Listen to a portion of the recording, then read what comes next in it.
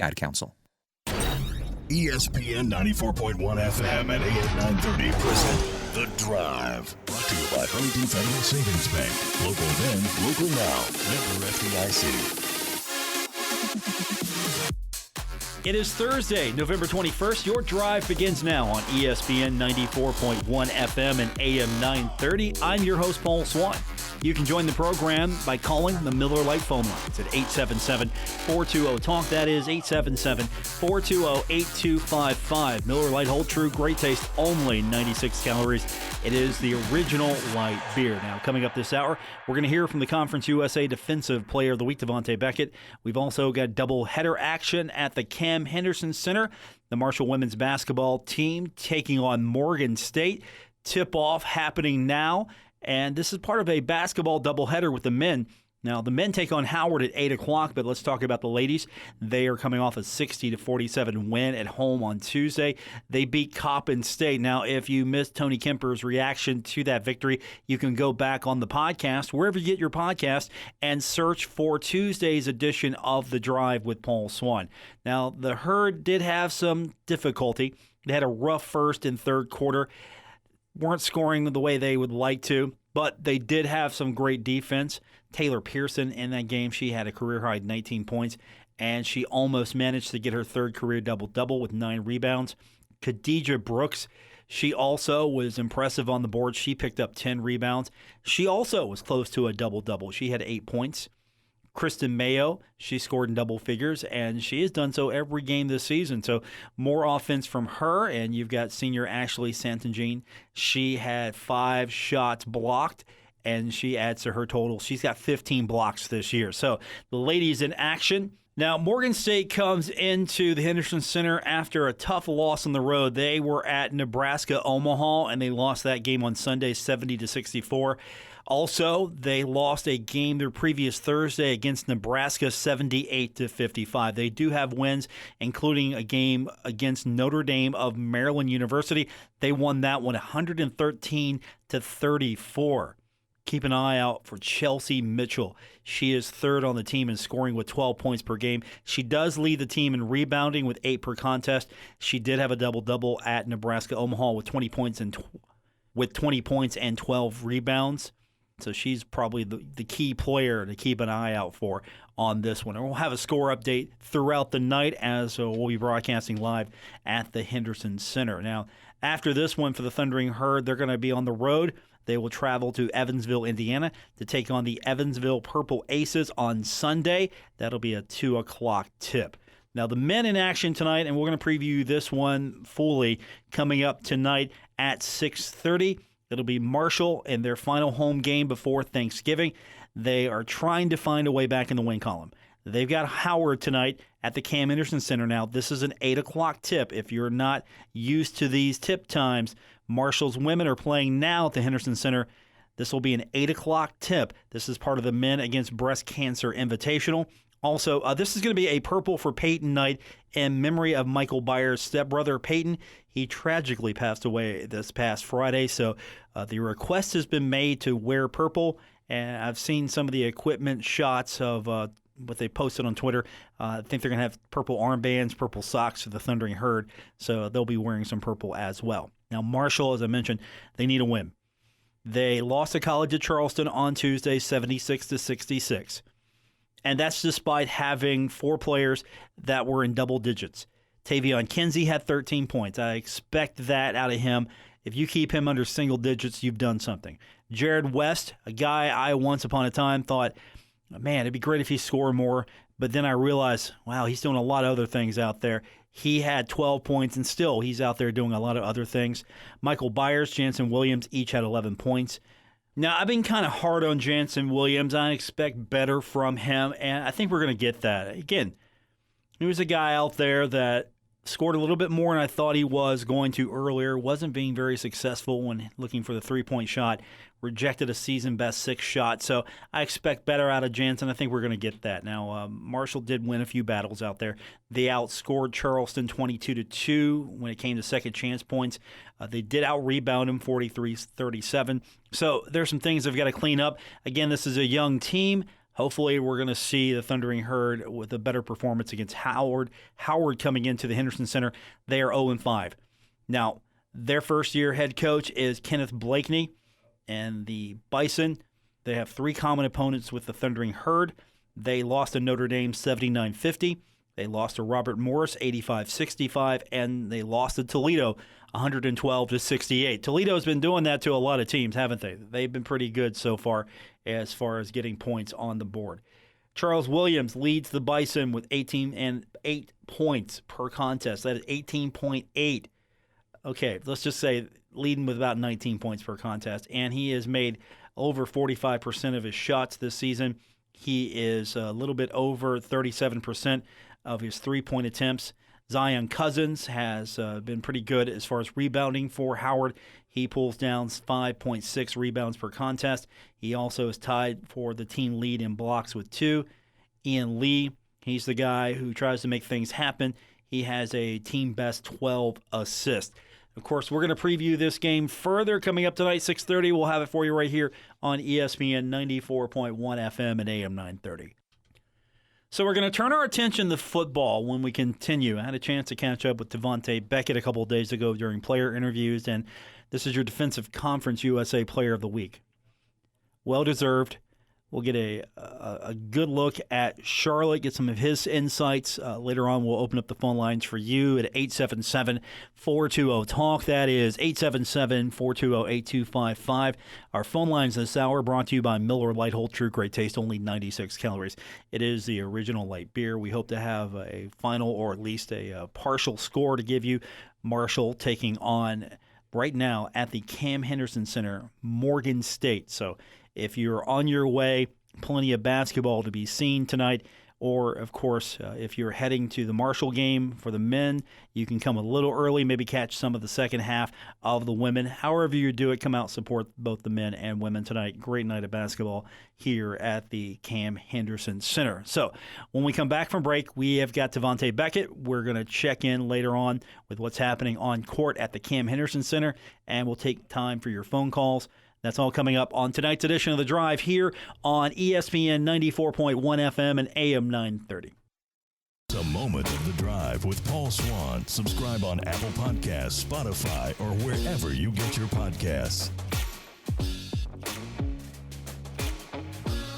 Welcome back to your Thursday edition of The Drive here on ESPN 94.1 FM and AM 930. I'm your host, Paul Swann. Coming up later tonight, we've got Marshall basketball from the Cam Henderson Center, and we'll talk about that later coming up tonight. 6:30 will be our pregame, and you can listen to it right here on ESPN 94.1 FM and AM 930 as the Thundering Herd taking on Howard. But we're going to turn our attention to football. And earlier this week during player interviews, one of the young men I had a chance to catch up with, Devontae Beckett. Now, he had just been named Conference USA Defensive Player of the Week on Monday. So when we caught up to him, we talked to him a little bit about that. But first things first, I wanted to find out from him what he'd seen on film so far as this week's opponent's Charlotte. So that was my first question to him, get an idea of what he's seen. Aggressive linemen, they're going to finish the play to the whole group just play to the whistleblower quarterback. He's going to try to make plays. He's kind of like one of the quarterbacks we've been playing all year. Like he can make plays with his feet. So, just got to get ready for it. I also asked him who else stood out to him. I don't know if it's the left or the right tackle, but he kind of a mean one. But he just play hard. You got to appreciate the effort. One of the questions asked of Devontae was about Charlotte running back Benny LeMay. He's very close statistically to Brendan Knox, so very similar backs, and that was a question asked of Devontae about LeMay. What do you see in him? Physical runner. He gonna play. He gonna play hard. He's a tough runner. Coach told me you don't got to look for him. He'll find you. So getting ready to go at it with him. Another question that was brought up was about the ties between Marshall and Charlotte. Brad Lambert's name was brought up, of course, former head coach of the 49ers, and this is Beckett talking about that. With him specifically coaching linebackers, that's his individual group. For me, it's just, going out and playing for him, nobody's really going to say it, but my defense is definitely going to play for Coach Lambert. I'm going to play hard for Coach Lambert. I want to show what he got over here, So it's just that's all I'm gonna say about that. We're just gonna play for Coach Lambert. A follow-up question, there seems to be a lot of ties between these two schools. That's the thing, Coach. We usually one of our coaches go over the personnel, but Coach Lambert just did it this week. He know them hand to hand, and he can tell you what the type of guy it is on and off the field, the type of player it is, how hard they work, and stuff like that. So he made comments, and like Benny, he told us he gonna find you, tough running. So he made comments about all of them pretty much. With those close ties and with these two programs really knowing each other, does that make execution more crucial because there will be little deception between these two squads? They know us and we know them, so it's like just about executing the game plan for real. Just got to be in your gap when he come, and be ready, you know what I'm saying? And then the quarterback, he's a good runner, and coach tell you don't sleep on him. He not going to physically like pop out to you, but he can make plays, so don't sleep on him. That's what he tells us. Another question Tavante answered goes back to that Player of the Week award. Kind of curiosity, really, just wanting to know where Tavante was. I think I was in class when he found out he was a Conference USA Defensive Player. I seen it, but I week. try not to pay attention to it when I'm like going throughout my day, and I just look at it when I got home. So when I got home, it was just like my phone was blowing up because I just won Champion of the Week like for the defense, and that was my second time winning that. So I was always happy to get recognized by your teammates and your coaches. So just taking it all in, and then it's just like you got to move on to the next week. So it's Charlotte, so I got to kind of just flip the page. You got that window to like enjoy it and celebrate it, and it's boom, back to business. Now, Tavante was asked about having that chip on your shoulder. Teams are going to try to run on you, and this is Tavante's response to that. That's how I go every week, just stop the run. Like, that's first, stop the run. Like, we don't think nobody's just going to run the ball on us. And then, it happened a few times this year, but, like, we're a group that physically think, like, and mentally think, like, if we all got on the same page and run the same game plan and the same play, it's just going to pretty much be hard to score on us all together, and especially running because, like, if we gapped out and everybody in their gap, where you going to go? Because we're going to make the one-on-one plays and run to the ball.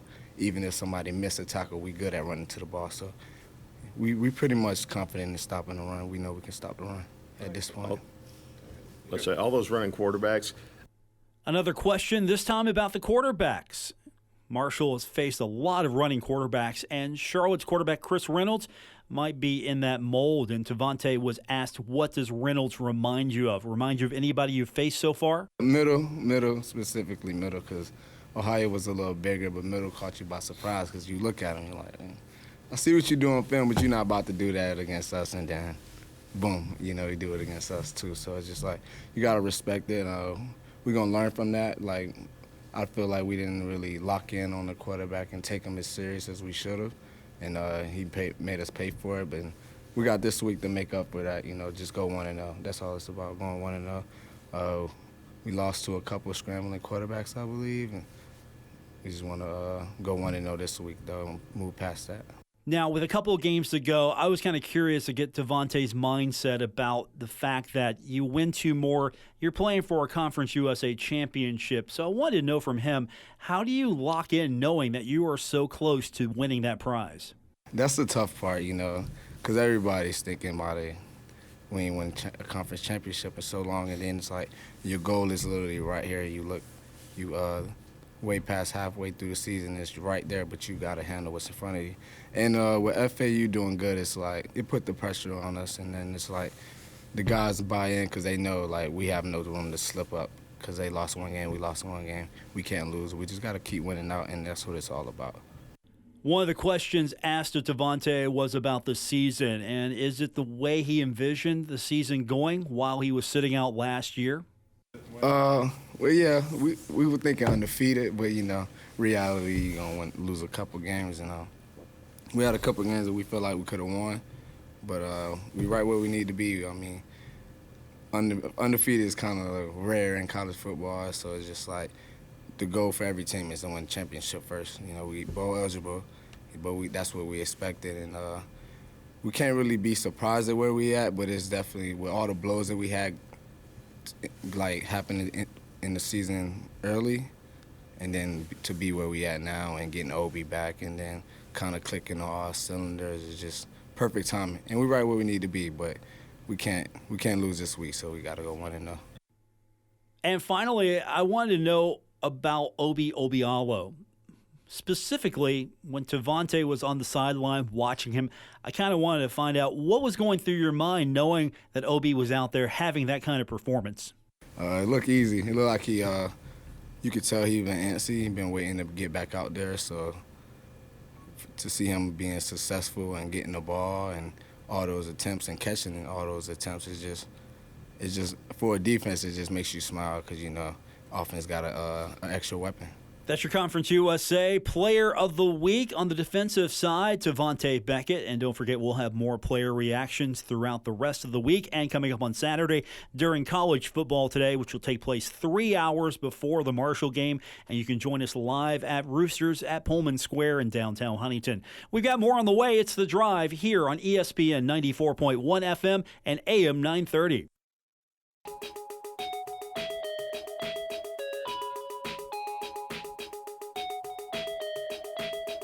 This is The Drive with Paul Swann on ESPN 94.1 FM and AM 930. We're here at the Cam Henderson Center tonight. Marshall in action against Howard. We will have that game for you coming up. 6:30 is when we go on the air with our pregame coverage of that matchup. I'm here, of course, today at the Henderson Center because women's basketball action has been going on for the past 30 or so minutes. And right now, Marshall on top of Morgan State, 20-16. A little closer than it was early. At one point, Marshall had a 10-point lead in this contest. The one thing that is keeping Marshall ahead of Morgan State is Morgan State just hasn't been able to score as of late. Over 2 minutes without a basket. Marshall's also committed at least 5 turnovers in about a 4-minute span. Overall, the Thundering Herd right now, 9 turnovers in this contest. So not the way you want to start off your first period. So the Thundering Herd looking to try to keep this offensive attack going. Right now it is 20-18, about 5:20 to go here in the second period before halftime. And don't forget, you can maybe get over here before the second half begins, and then you, of course, can take in the women's game and the men's game as well. So we got a doubleheader of action coming up tonight here on ESPN 94.1 FM and AM 930 and 93.7 The Dog. So we go on the air about 6:30 with our pregame. So hopefully we'll have a wrap of this one as we go on the air. And if we do have a wrap, we'll hear from the head coach himself, Tony Kemper. We'll get his thoughts. Hopefully we're talking about a victory as Marshall right now on top 21-18. We've got 5:12 and counting on a running clock before halftime. Of course, Marshall men in action tonight, as we mentioned, taking on Howard. Marshall needs a win in a desperate way. We have talked about that. And already I see some folks here in the purple. This is the Purple for Peyton night in memory of Michael Breyer's stepbrother, Peyton. He passed away this past Friday. So he has asked people wear purple in his memory. And so far, a lot of people have showed up at the women's game in their purple, including some of the coaches as well. So purple is the color of the night here at the Cam Henderson Center if you are coming out to take a part of this one. But I'd like to see more of these, actually.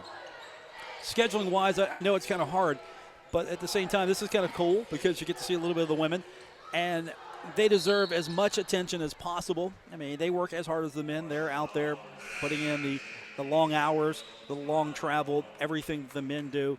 And you come to the Henderson Center, you hope that somebody shows up to watch you play. And not a bad crowd so far. Hopefully we'll get some more as people start to come in getting ready for the men's game. So that would be a great sight to see here before it's all said and done. So right now, 4:15 and counting, second period.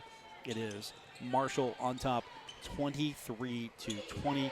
But Morgan State has the ball, and it's been competitive. Other than this part where Marshall came out and took a 10-point lead, Morgan State has worked their way back, and it has been competitive ever since.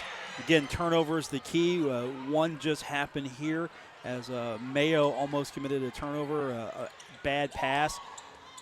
Morgan State has the ball, and they are looking to score once again. So this is some of the action you can catch if you are on your way to the Henderson Center. come a little early, take in some of the action of the women, and then come back for the men. It is now a 1-point lead for the Thundering Herd, 3:28 and counting on the running clock, and Marshall on top, 23-22. So what do we know about Marshall's opponent tonight for the Bison? They're 0-5 in the season. They have played the same opponents as Marshall because this is the last game for Marshall and the Men Against Breast Cancer Invitational. More of a way to play several games, more of an exempt status than an actual go somewhere for a tournament type atmosphere. And so this affords Marshall the opportunity to play a few more home games and at the same time not have as many games count on the total amount of games you can have in the regular season. Howard has played Notre Dame. They lost 79-50. So Marshall did a little bit better than Howard did against Notre Dame, but still same result. Robert Morris beat them 85-65. Okay. Toledo killed them 112-68. Those are your scores right now. And we'll keep an eye on their main threat, and that is Charles Williams.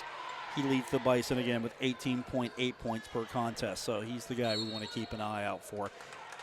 We'll have all of that coming up. We'll talk more about this game coming up tonight. Again, it will be on ESPN 94.1 FM and AM 930 and 93.7 The Dog. Now doing a quick stat check of the game. We're here live as we are doing the show tonight. Morgan State is now on a 6-0 run over at least 2.5 minutes. They've hit 4 of their last 5. Marshall hasn't been able to score in over 2 minutes and 49 seconds. So the Thundering Herd clinging to a 1-point lead with 2 minutes and 2 seconds to go in the second period. The Thundering Herd right now struggling offensively, still having the lead. However, let me correct that score for you. It is 24-23 in favor of the Morgan State Bears. So again, 6 run over at least 2.5 minutes, getting close to 3 now. Marshall trying to inbound the ball, trying to save it from going out of bounds, turning it over to Morgan State. Morgan State now has a 26-23 lead, so an 8-0 run for Morgan State.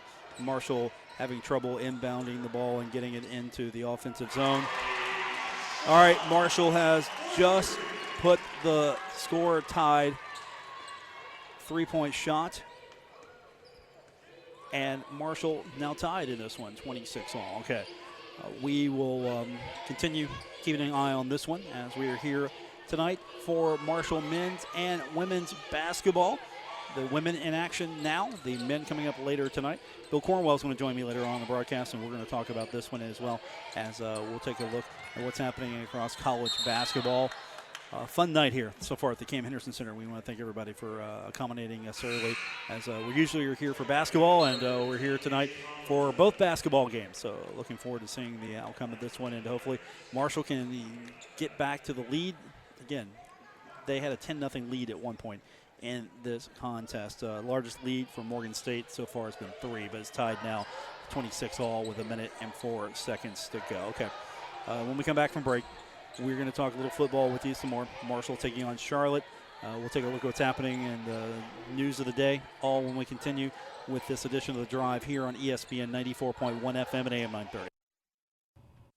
This is The Drive with Paul Swann on ESPN 94.1 FM and AM 930. Presented by Huntington Federal Savings Bank. We're back here at the Cam Henderson Center, where tonight Marshall in action taking on Howard. But right now we are at halftime of the first game of this doubleheader. Earlier today, the Thundering Herd tipped off, 5 o'clock to be exact, and they are tied with Morgan State at the half, 26 all. If you're heading here to the Cam Henderson Center, you got plenty of time to take in the second half of this game and then, of course, get ready for Marshall and Howard, and that's coming up tonight. We'll have the broadcast for you. We go on the air 6:30 on ESPN 94.1 FM and AM 930 and 93.7 The Dog, and we'll have pregame coverage up until 7:30, and then Steve Cotton will take you the rest of the way. Tip-off set for after 8 o'clock, and it's all right here on ESPN 94.1 FM and AM 930 and 93.7 The Dog. So How did Marshall and Morgan State get to this point? Well, Marshall at one point had a 10-point lead on Morgan State, but Morgan State would battle back, and in the first period, Marshall would outscore Morgan State 14-12. Flip that for the second period. Morgan State outscores the Herd 14-12, and that's where we get 26 apiece for both teams. Marshall in the paint, only 2 points in the paint. Morgan State has gotten most of their points in the paint with 12. 8 off turnovers, second chance points 3, fast break points 8. In comparison, Marshall's only got 5 points off turnovers, 3 second chance points, and 2 fast break points. The bench, a little bit better for Marshall coming off the bench. Marshall's got 10 points. Morgan State only managing 5. Thundering Herd in this contest shooting 8 of 23. 6 of 12, though, from the three-point line. That would make Dan D'Antoni proud to see Marshall shooting 50% from the three-point line, 4 of 6 from the free throw line. In comparison, Morgan State, 12 of 36 shooting, more shots, not as good from the three-point line. They are 1 of 14, and they have hit 1 of 2 free throws.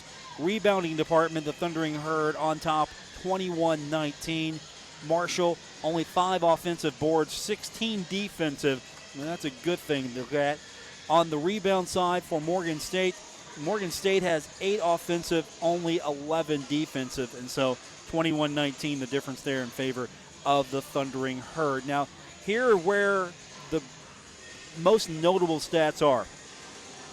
Marshall, 6 assists, Morgan State 5. Marshall's got 1 block. Morgan State has 8 steals. Marshall has 11 turnovers.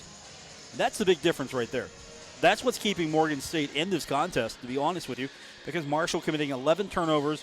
Morgan State has generated 8 steals. 26 all. That's our score here at the Cam Henderson Center for the first half between Marshall and Morgan State. The women will be back on the court in about 10 minutes or so, so we're looking forward to seeing what can transpire between now and the second game, which will be Marshall taking on Howard. Basketball news today, not just Thundering Herd. We've got other action to talk about. First of all, let's talk about Tom Izzo. He has resigned from the National Association of Basketball Coaches Board of Directors because he is mad. He just up and quit today because the NCAA denied an appeal from forward Joey Hauser to play this season. So the decision comes down. Izzo says, hey, you know what? Okay, that's fine. I'm done. I'm leaving the National Association of Basketball Coaches Board because, and this is what he said, the NCAA is making arbitrary decisions regarding waiver request. So if you don't know the story of Joey Hauser, he transferred from Marquette in May, and he requested a waiver from the NCAA to be eligible immediately instead of sitting out the season. Now that's the transfer rule. Now he's a 6'9" beast, really. 6'9", you'd love to have that size. And he averaged nearly 10 points last season. Now this is what Izzo told reporters according to the report that's available on ESPN. Joey did have a strong case, and I'm devastated if you want to know the truth. So he feels that these decisions are just arbitrary. And I can get where he's coming from because I couldn't tell you what the criteria is. It should be cut and dry. It should be pretty clear. Here's what the criteria is for a transfer. Here's what the case is for a transfer. If you meet this, and this, you can transfer and be immediately available. And so I understand where he's coming from on that. We'll have more on that story as it continues. Now, there's some action in college basketball to talk about right now, and we will go over the updated scores later when we come back at 6:30. But right now, we've got a few games to tell you about. First of all, Ohio and Baylor are in action at the Myrtle Beach Invitational. Wouldn't you like to be at Myrtle Beach right now? Wouldn't it be great if we get the Herd in the Myrtle Beach Invitational? We could all go to Myrtle Beach right now and just enjoy a little fun, right? Well, the Bobcats are. Not exactly. Baylor, 24th ranked on top of Ohio right now, 45-30. Earlier today, it was Villanova, 17th ranked, beating Middle Tennessee 98-69. So Villanova with the win in the Myrtle Beach Invitational. Now, what's happening tonight? Well, we've got a lot of games to talk about. Maybe a limited game in the top 25, but we've got several games to tell you about. And, of course, we start with Marshall taking on the Bison of Howard. Next game coming up tonight, we'll have that for you right here on ESPN 94.1 FM and AM 930. So let's get the scoreboard loaded up so we can talk about what's happening in the top 25 and, of course, across college basketball in. So, top 25 action. We have got one game right now, and we've already given that to you, which is Baylor and Ohio. So let's go with all games going on in college basketball. And we've got one game that is at half, and that's Kent State and Concord. Kent State leading Concord at half, 50-32. Now, plenty of games upcoming tonight. If you like basketball, Thursday night's going to be your night because we have got an impressive matchup here and there across top 25. First of all, number 22 Texas at 4-0 taking on 3-1 Georgetown. That should be a fun one tonight. So that coming up at 7 o'clock. More manageable game for Xavier, 18th ranked tonight. They are taking on Townsend, and that comes up at 7 o'clock. Xavier 4-0, Townsend 2-2. Number 12 Texas Tech tonight taking on 3-1 Tennessee State. Texas Tech undefeated at the moment, and that comes up at 8 o'clock as well. 14th ranked Arizona, the Wildcats are 4-0. They face off against 4-2 South Dakota State. So the Jackrabbits 4-2, the Wildcats 4-0. At 9:30 tonight, number 1 Duke taking on the Cal Golden Bears. Both teams are undefeated. And, of course, we told you earlier, Villanova defeating Middle Tennessee. Before we go into other games taking place across college basketball, let's get you a quick snapshot of Conference USA. And there's only one other game to tell you about tonight in Conference USA outside of Marshall and Howard, and that is Charlotte and Appalachian State. Charlotte's 2-1, and Appalachian State 3-3.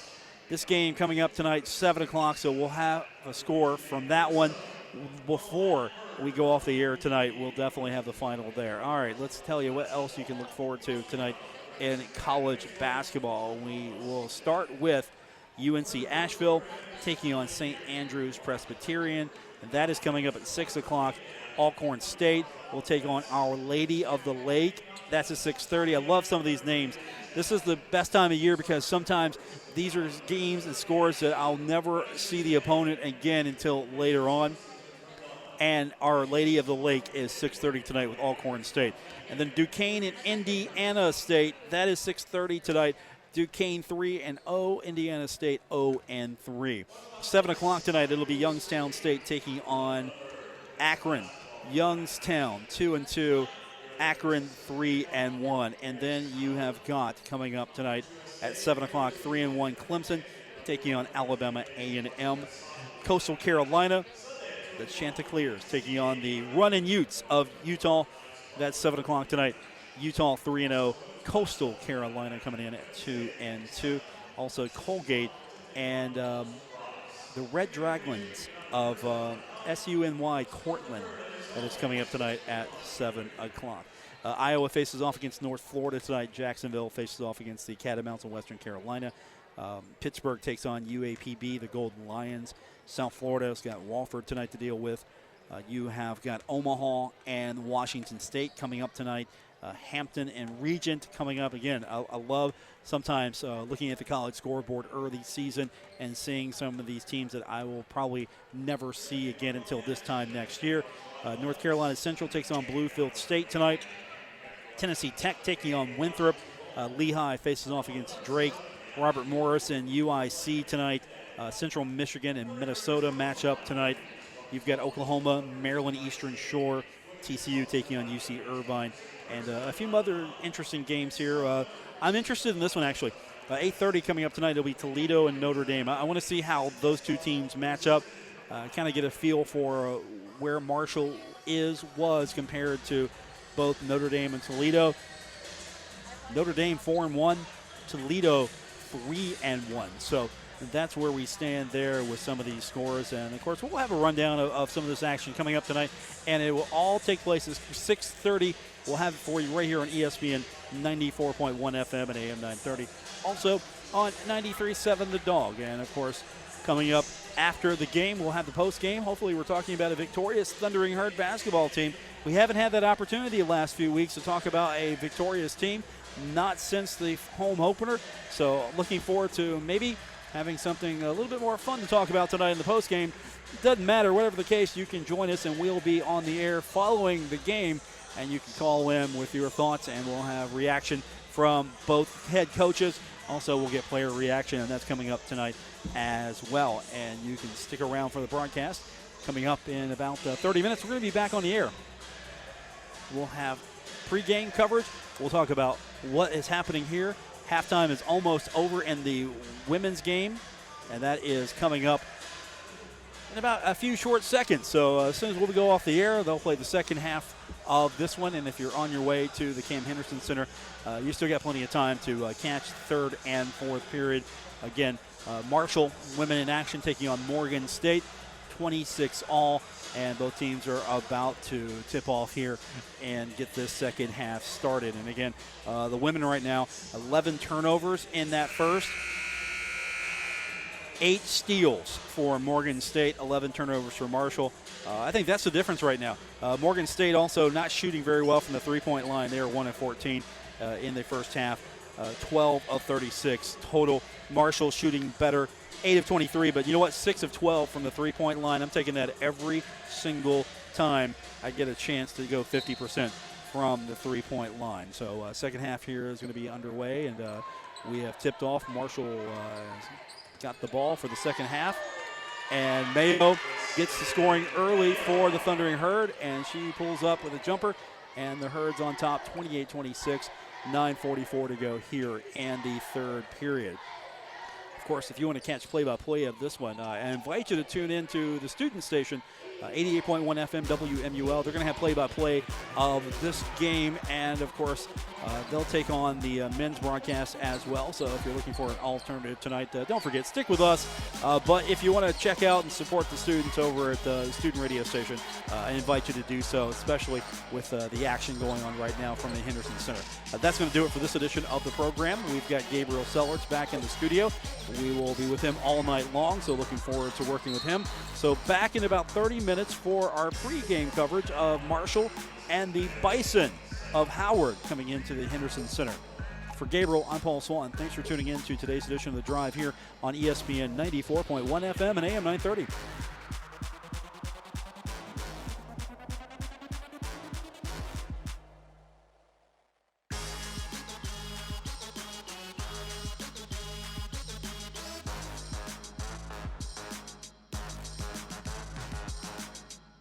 WRBC Huntington, W227BS Huntington, your flagship home of the Marshall Thundering Herd and The Drive with Paul Swann, ESPN 94.1 FM and AM 930.